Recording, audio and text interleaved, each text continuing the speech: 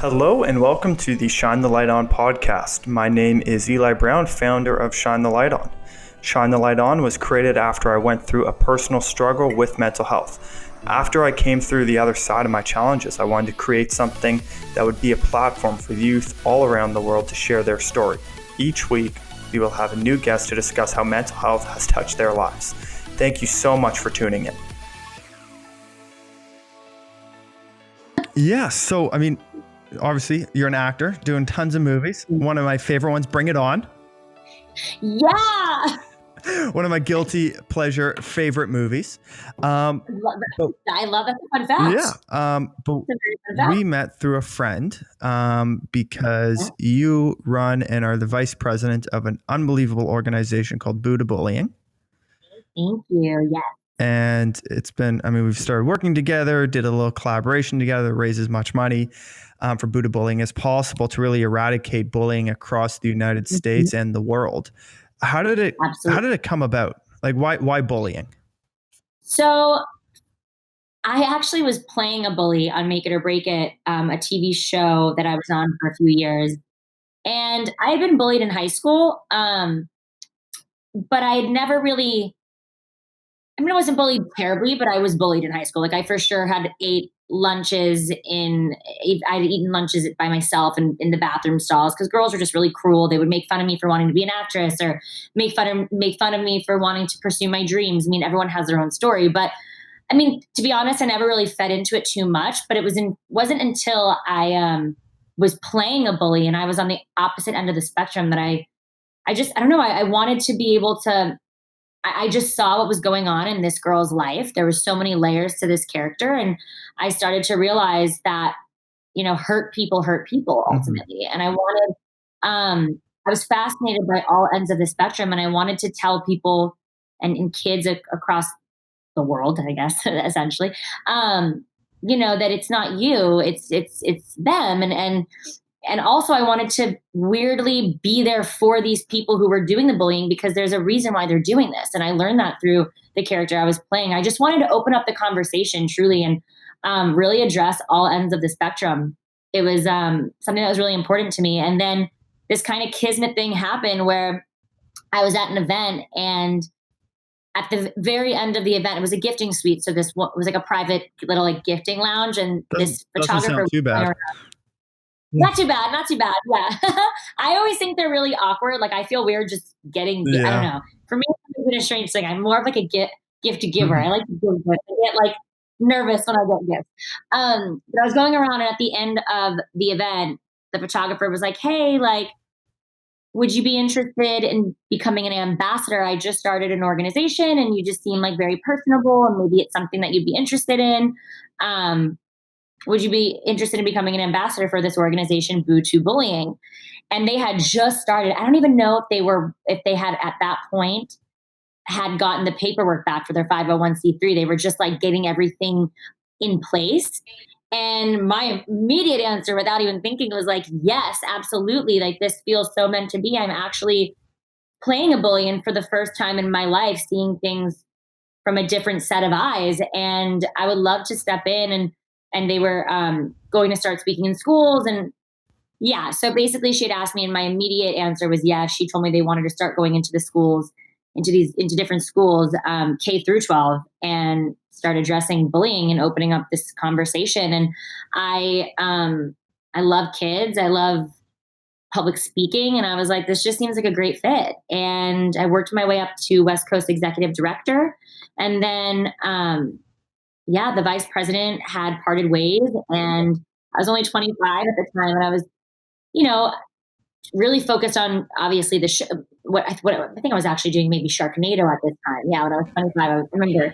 And I was like getting ready to leave and film. And out of nowhere, I got asked this question, would you be willing to take on the responsibility? We think that you have what it takes to be the vice president. And I was like, what? That was never I always wanted to be a philanthropist and an activist, and I innately am, but I never envisioned myself in these shoes, or I didn't go to school for something like this. But someone like me, I love a challenge, so I was like, absolutely, and worked my ass off, and I have incredible mentors, and here we are 5 years later now, since then, 4.5. The organization has grown so much, and I'm the VP of bullying. There's the Yeah, whole no, that's amazing. I mean, so far, I mean, everything that I've ever heard about the organization is amazing. And bullying is something that impacts so many people. Also, no matter what age, like it just happens in different ways. Like when you're younger, it just happens in more of the obvious ways. You get punched by someone or you get made fun of someone. And then, and then like as you get older, it still happens. And especially in the world of social media, there's like a new age of online bullying and cyberbullying that goes on. Yeah, I mean, to me, like it's something that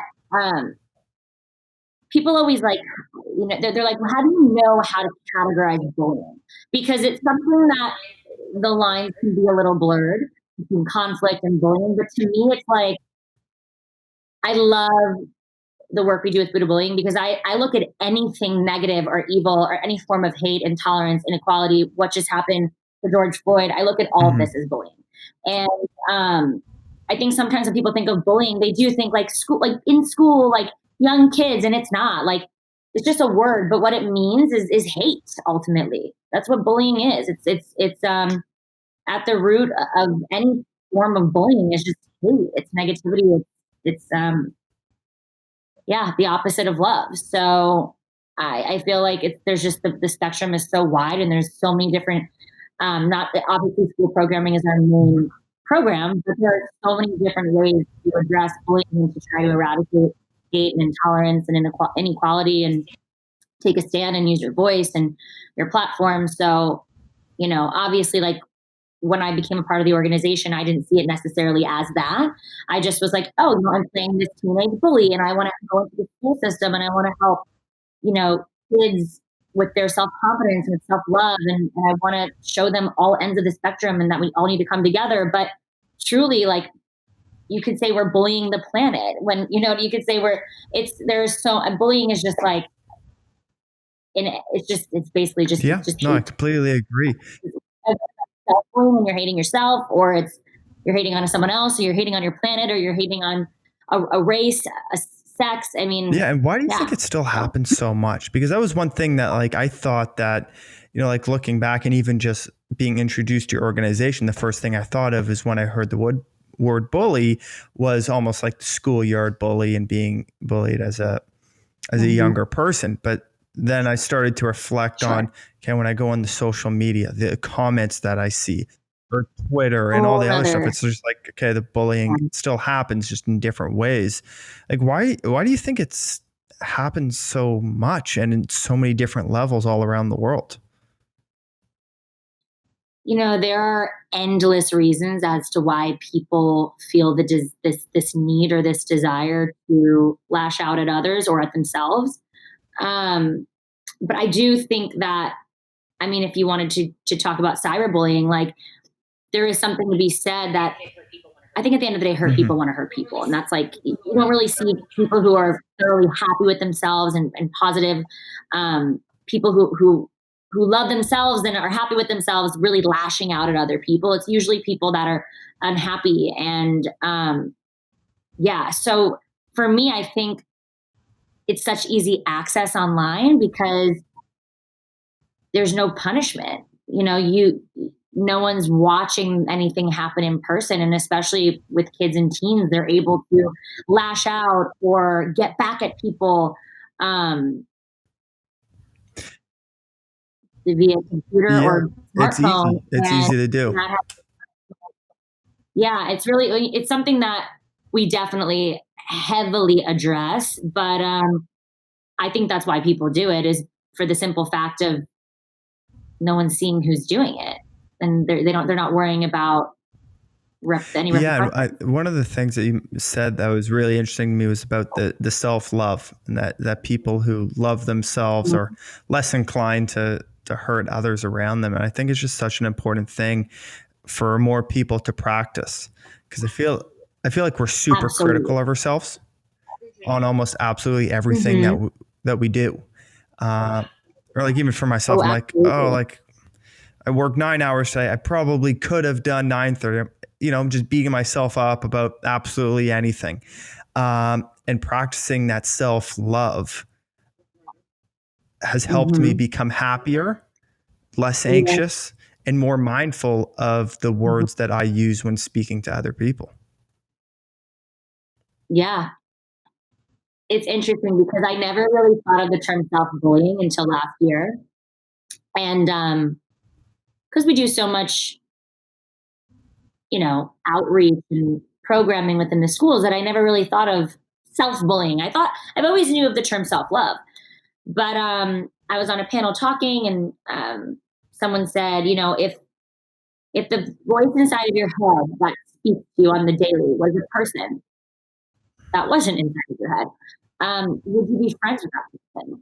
And almost everybody was like, no, like I wouldn't, because, and I mean, not every single person. Those are the people who obviously have been practicing gratitude and self love and meditation and all those fabulous things, which I've been working on a lot this year. But for the most part, the whole room was like, no, I wouldn't be friends with that person. Like, it's a constant, oh, I don't like the way I look today, and this, I don't like this shirt, and oh, come on, you didn't do enough, or, whatever it is, like you're saying, why didn't I work 9 hours opposed to 8, or whatever it may be? Like, there's just always something. And I think that, the more that we learn to eradicate that voice in our own heads, the more that voice won't come out towards other people.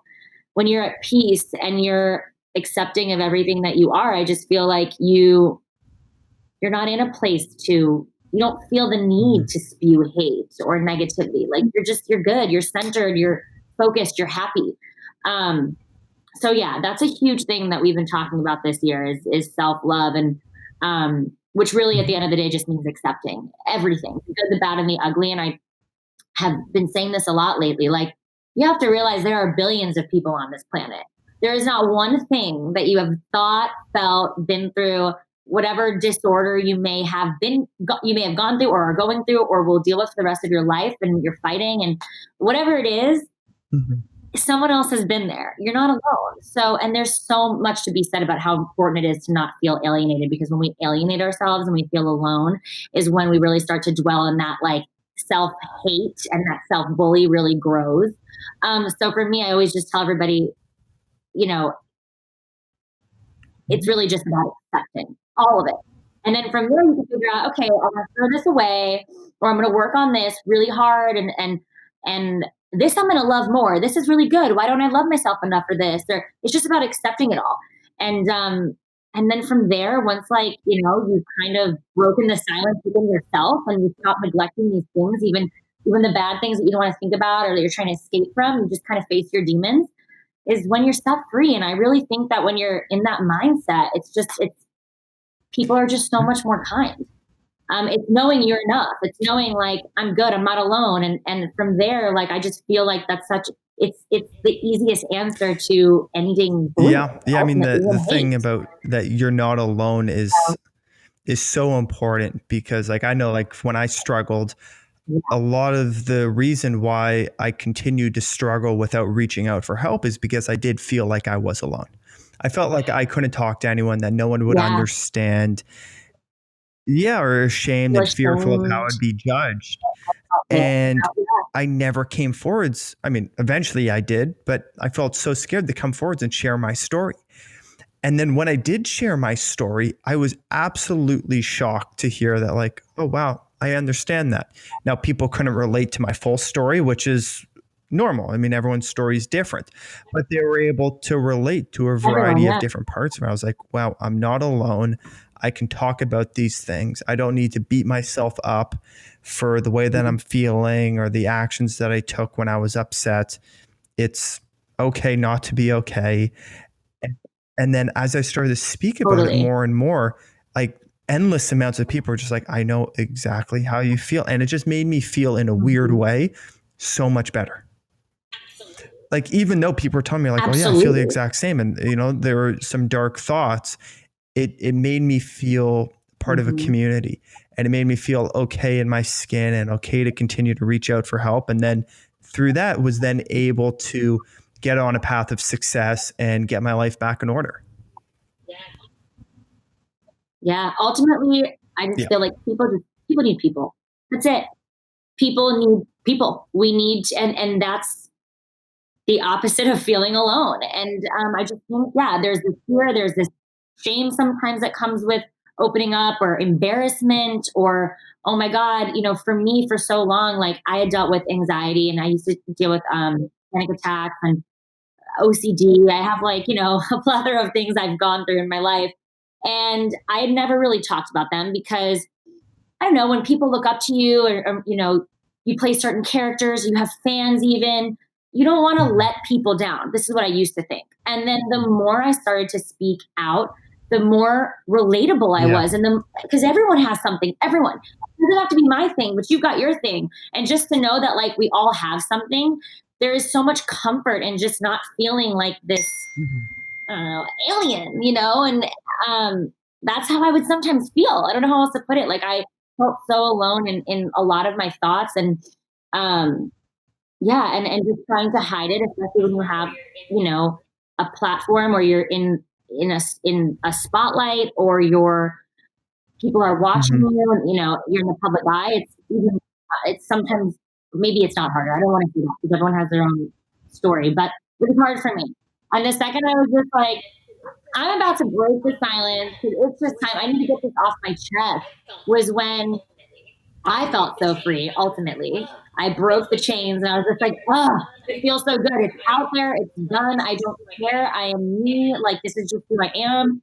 And yeah, and then just the messages that were pouring in, and the more I speak about in the schools, the people who have come up to me in tears, like, I can't believe you've gone through that. I feel so much better to know I'm not alone. And just can I have a hug, and just the connectivity. And it's really, there's just so much to be said about making sure that you find, there is always somebody that will be there for you. Always. It's just about finding your tribe. And there's so many, especially nowadays, like hotlines and groups. And if you just got to take that one little step, and like, yeah, from there, once you just are able to break the silence and connect to somebody and who's been through what you've been through, or is willing to listen, it's just such a beautiful thing. So yeah, I think people need people. And I definitely think, like, another one of my favorite terms that I've been using a lot lately is, you need to feel to heal. We all go through things.